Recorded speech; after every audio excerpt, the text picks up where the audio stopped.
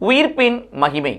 இது இயேசு கிறிஸ்துவுக்குள் பிரியமான என் சகோதர சகோதரிகளே, இந்த நிமிட நட்சத்திரக்கு இயேசுவின் நாமத்தில் நான் உங்களை அன்போடு அழைக்கிறேன். உயிர்ப்பின் மகிமை. கடவுளுடைய உயிர்ப்பு எத்தனை மகிமை வாய்ந்தது. அவர்கள் இனிமே சாக முடியாது, அவர்களை இனிமே சாகடிக்க முடியாது. உயிர்ப்பின் மகிமை அத்தகையதாக இருக்கிறது. அவர்கள் எப்படி இருப்பார்கள்? சாதாரண மனிதர்களைப் போல இருக்க மாட்டார்கள். உயிர்த்த பிறகு அவர்கள் வானதூதர்களைப் போல இருப்பார்கள். வாழ்வோரின் கடவுள் என்று எழுதப்பட்டிருக்கிறது. அந்த கடவுள் யார் கடவுள்? வாழ்வோரின் கடவுள். யார் வாழ்றா? இவங்க வாழுகிறார்கள். உலகத்துக்கு இறப்பு, கடவுளுக்கு உயிர்ப்பு. அப்ப இப்பதான் அவங்க உண்மையான நிலையான உண்மையான நீடித்த வாழ்வு வாழ ஆரம்பிக்கிறாங்க.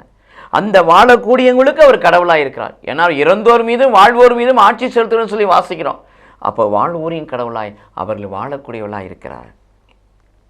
இது இயேசு கிறிஸ்துவுக்குள் பிரியமான என் சகோதர சகோதரிகளே, உயிர்ப்பின் மகிமை சாவை வெல்லும். உயிர்ப்பின் மகிமை வானதூதரை போல் நம்மை உயர்த்தும்.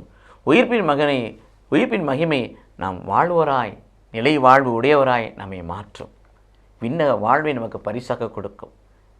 அத்தகைய வாழ்வை பெற்றுக்கொள்ள இந்த உலகத்தில் வாழ்கின்ற பொழுது நாம் கிறிஸ்துவுக்குள் உயிர் கொண்டவர்களாய் வாழ்வோம். கடவுள் நம்மை ஆசீர்வதிப்பாராக. ஆமேன்.